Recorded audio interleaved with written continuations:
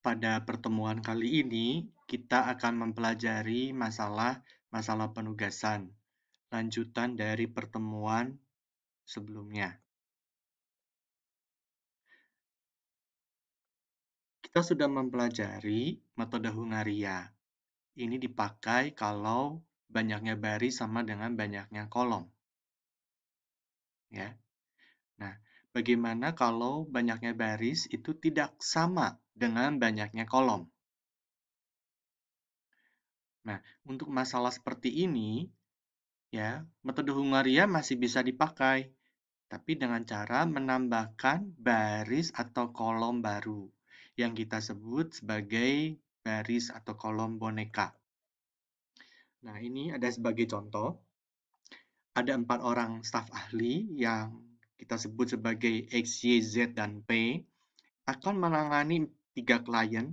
Di sini katakanlah A, B, dan C.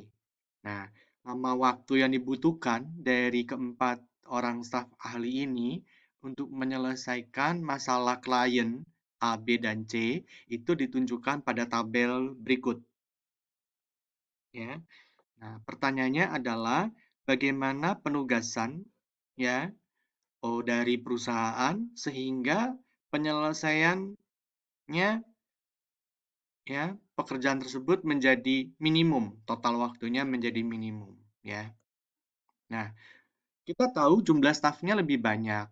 Ya, dalam hal ini ada 4, yaitu X, Y, Z, dan P, dibandingkan dengan kliennya, jumlah kliennya. Jumlah klien di sini adalah 3. Ya, oleh karena itu kita tambahkan, yaitu di sini sebuah kolom boneka, sebut saja klien D. Ya, nah, kenapa kita sebut klien sebagai kolom boneka? Karena kan klien D ini kan tidak ada, gitu ya. Nah, jadi kita isi di sini 0 semua. Ya, gitu. Jelas ya? Nah, lalu setelah terbentuk tabel ini, metode Hungaria dapat dipakai. Ya, ini langkah pertama dan kedua, yaitu dengan cara mengurangi setiap barisnya dengan nilai terkecil. Ya, lalu setelah itu mengurangi nilai terkecil dari setiap kolomnya, ya, nanti diperoleh seperti ini. Ya, begitu. Ya. Nah, dari sini kita membuat garis horizontal dan vertikal sehingga diperoleh jumlah minimum garisnya ada 2. Ya, ini garis merah ini ada 2. Nah, kita lihat nilai terkecil yang tidak dilalui garis adalah 1 yang diberi kotak. Ya, lalu kita lanjutkan ke langkah ketiga. Langkah ketiga adalah menambahkan semua perpotongan. Kebetulan di sini perpotongan garisnya adalah ada 1 ya di sini ya. Nah, jadi 0 ditambah 1 menghasilkan 1 ya. Begitu ya. Nah, yang angka-angka yang dilalui garis ini tetap. Jadi ini 0 0 0 0 0 0 ya. Jadi yang berubah di sini saja. Jadi ini tetap ya. Nah, lalu 3 0 5 2 3 1 1 1 2 ini dengan cara yaitu dikurangin dengan angka 1 tadi ini yang nilai terkecil. Jadi 4 kurangi 1 3, lalu 1 kurangi 1 0, 6 kurangi 1 ini 5 ya, dan seterusnya.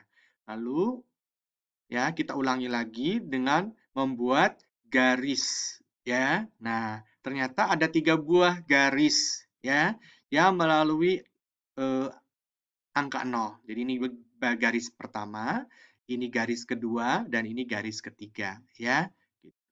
Nah, karena jumlah garisnya masih ada 3 ya, jumlah garisnya ini 3 ya, berarti kan belum optimal.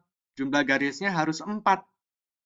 Ya, karena banyaknya baris, banyaknya kolom 4. Jadi, caranya adalah apa? Kita cari lagi nilai terkecilnya, yaitu di sini adalah 1 diberi kotak ya, yang ini.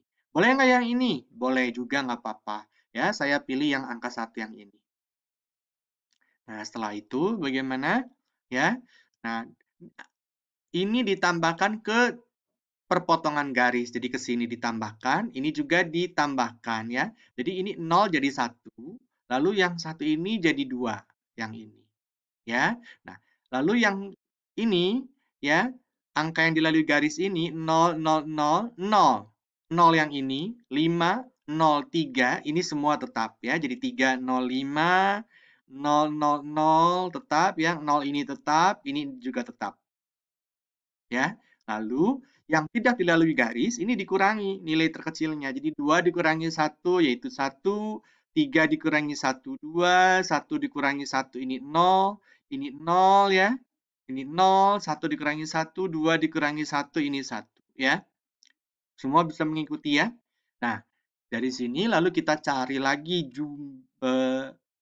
garisnya yang melalui angka 0 ya. Nah, diperoleh jumlah minimum garisnya ada 4, yaitu ini. 1, 2, 3, 4. Ya, begitu. Apakah cara menarik garisnya seperti ini? Bebas, terserah. Ya, karena garisnya ini sudah ada 4, yaitu sama dengan banyaknya baris, sekali lagi ini, atau banyaknya kolom, maka solusi optimalnya sudah terpenuhi, sudah tercapai. Nah, solusi akhirnya adalah seperti ini, yang tadi. Ya.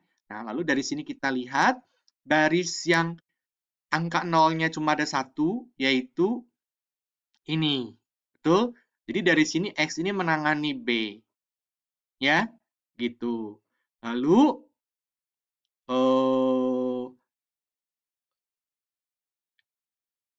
dari sini kita lihat lagi. Apa? Kalau Y ini kita bisa menangani C ataupun D. Saya pilih C. Ya, betul? Nah, karena Y ini menangani klien C, jadi ini ya dicoret, berarti ini tinggal ada angka 0 di sini. Z-nya berarti harus menangani A. Ya, ini dicoret lagi, mau nggak mau P-nya harus menangani klien D. Sehingga ya diperoleh waktu kerjanya 26 hari. Ya, tadi coba perhatikan ya, Y itu menangani ya bisa klien C ataupun klien D. Alternatif pertama kan tadi saya pilih klien C ya. Nah, ini ada alternatif lagi yaitu Y-nya itu tadi apa? Menangani klien D. Ya. Jelas ya? Dari sini karena Y-nya menangani klien D, ya, ini dicoret. Ini juga dicoret, berarti apa dari sini? P-nya harus menangani klien A. Ya, karena ini kan sudah dicoret tuh gitu. Ya, jadi tinggal angka 0 di sini. Jelas ya? Nah, karena P-nya menangani klien A, mau nggak mau Z ini harus menangani klien C ya. Diperoleh total waktunya 26 hari. Hasilnya sama, tapi ada dua alternatif penugasan. Sekali lagi ya, hasilnya sama yaitu 26 hari, tetapi ada dua alternatif penugasan ya, seperti itu. Nah, berikutnya adalah persoalan penugasan untuk tujuannya maksimum, ya, maksimasi. Sebagai contoh, kita punya pusat perbelanjaan Sinar. Ya, di sini ada 4 lokasi, ya, atau mungkin kita sebut sebagai lantai gitu, 4 lantai, ya. Jadi lantai pertama, lantai kedua, lantai ketiga, dan lantai keempat, ya. Nah, masing-masing lokasi begitu, ya. Ini ada 5 departemen. Ya, ada departemen sepatu, boneka, pakaian, alat rumah tangga, dan elektronika. Ya, jadi tujuannya adalah ingin meletakkan ya departemen sepatu ini enaknya ditaruh di lokasi mana, gitu. Boneka juga ada di lokasi mana, begitu. Ya, nah tujuannya adalah ingin mencari keuntungan semaksimum mungkin ya. Sekali lagi, semaksimum mungkin. Kalau yang sebelum-sebelumnya kita belajar minimasi, sekarang kita belajar maksimasi. Caranya bagaimana? Nah, sedikit berbeda ya tadi ini ya, masalahnya sudah. Nah, kalau dalam hal maksimasi, metode Hungaria tidak bisa langsung diterapkan.